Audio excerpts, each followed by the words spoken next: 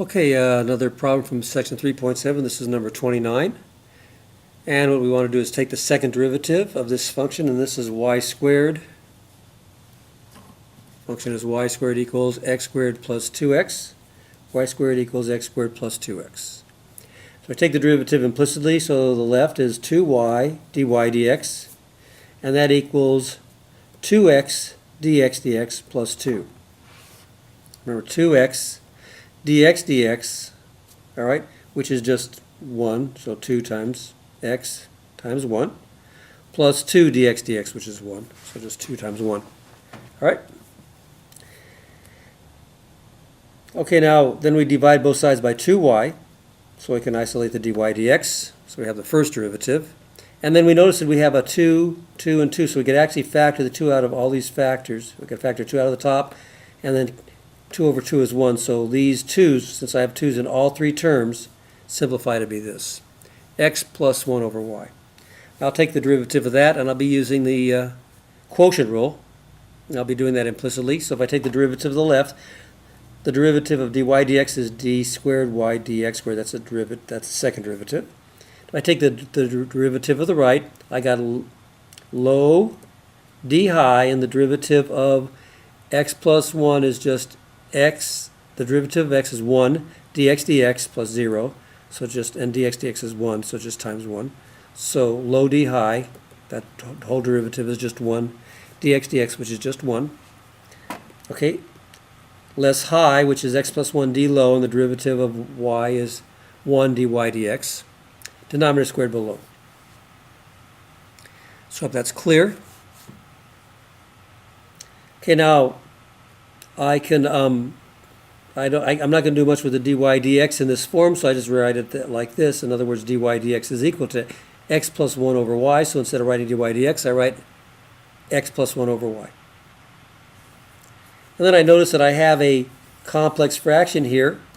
Two terms here, one term in the bottom, but I've got a fraction in this term, second term.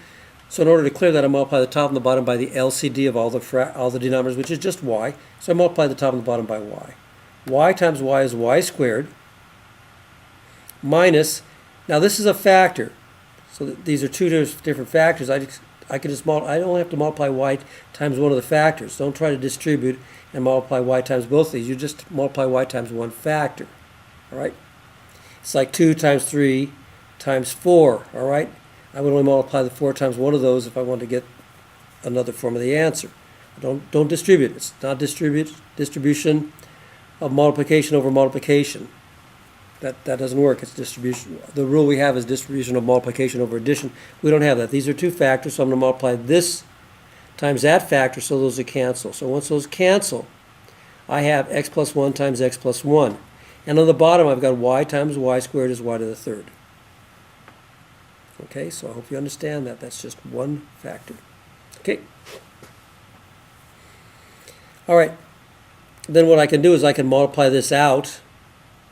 Okay, so I've got y squared, and this is going to be x squared plus 2x plus 1. That's just a binomial squared. All over still y to the third.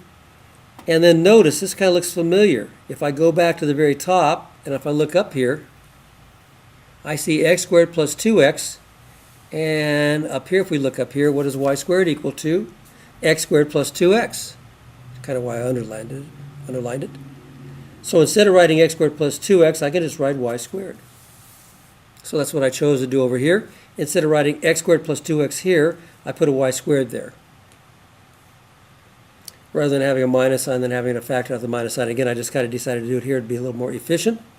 So again, x squared plus 2x is the same thing as y squared. And now I can remove the parentheses, so I've got y squared minus y squared. A negative times a positive is a negative 1, all over y to the third, but y squared minus y squared is 0. So I just end up with negative 1 over y to the third.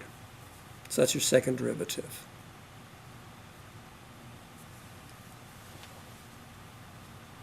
So I hope that helps. Little tricky, just have to kind of remember what you've got.